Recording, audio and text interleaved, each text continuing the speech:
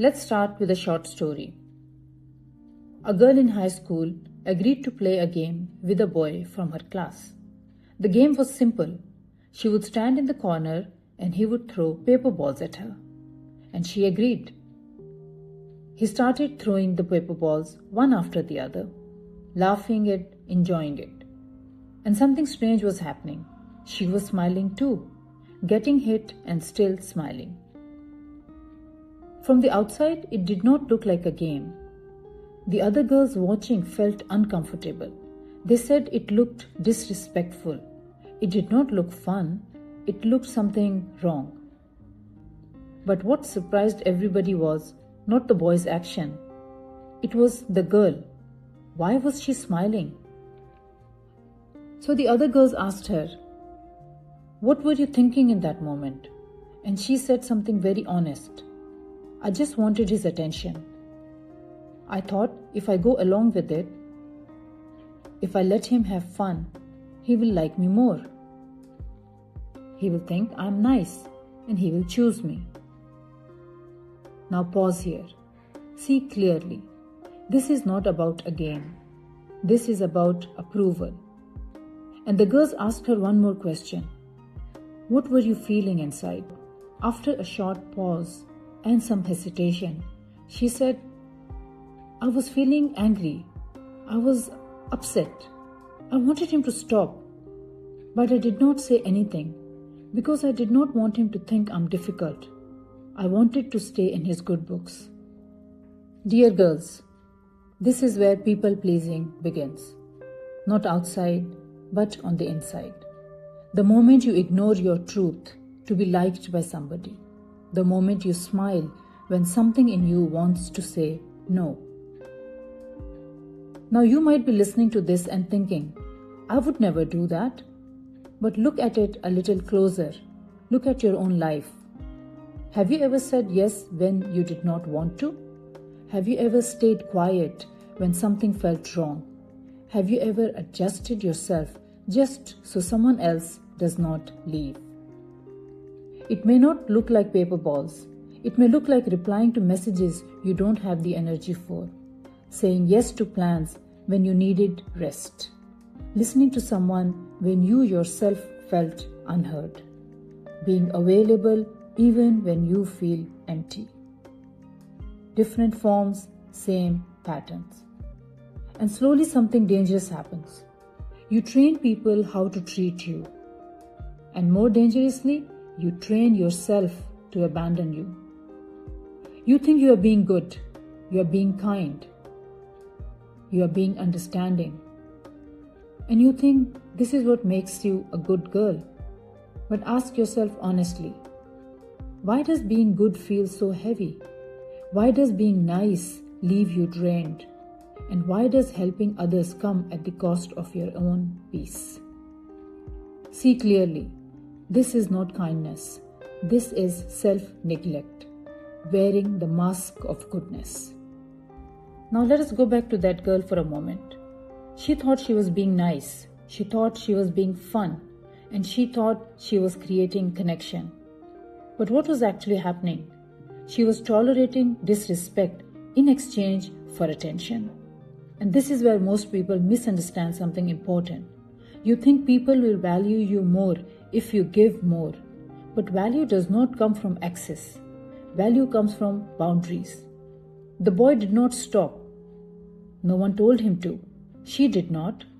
So he continued, laughing, enjoying, unaware, or maybe unconcerned. Now imagine this. If she had said, "Stop, I don't like this," what would have happened? Maybe he would have laughed. Maybe he would have walked away. Maybe he would have judged her and made fun of her. Maybe he would have thought, "She is no fun." But something important would have been protected. Her own self-respect. Dear girls, you are not afraid of saying no. You are afraid of what comes after it. Rejection, disapproval, distance. So you choose something else. You choose comfort in the moment and discomfort inside you. That girl stood there smiling, but inside she was angry, she was upset, And that's what people pleasing does. It creates a gap between what you show and what you actually feel. And the longer that gap exists, the more disconnected you become from yourself. You start questioning your own feelings. Maybe it is not that bad. Maybe I'm overreacting. Maybe I should just go along. And slowly, your no becomes quieter and your yes becomes automatic. This is how people lose themselves. Not in one big moment, but in small, repeated betrayals with their own self. Let us understand this deeper. Why do you do this? Why did that girl agree to do something she did not like? Because somewhere you were taught that being liked is more important than being real.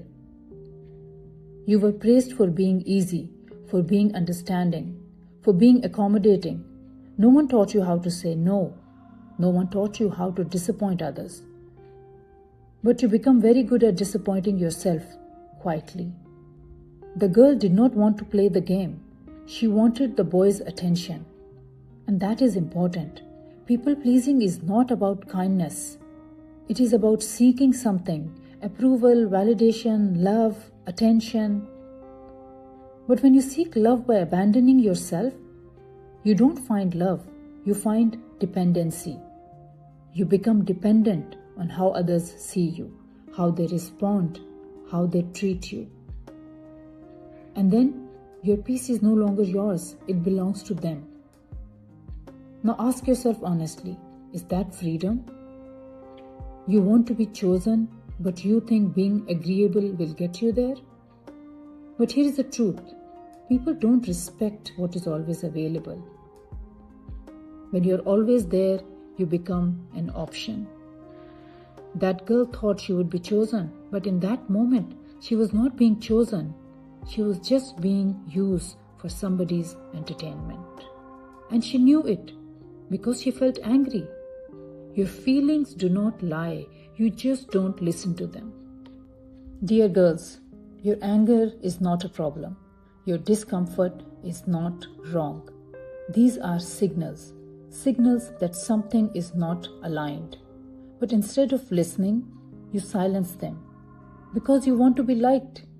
But tell me this, what is the cost? The cost is you. You lose your voice, you lose your clarity, you lose your sense of what you actually are and what you want. And one day, you wake up feeling absolutely lost.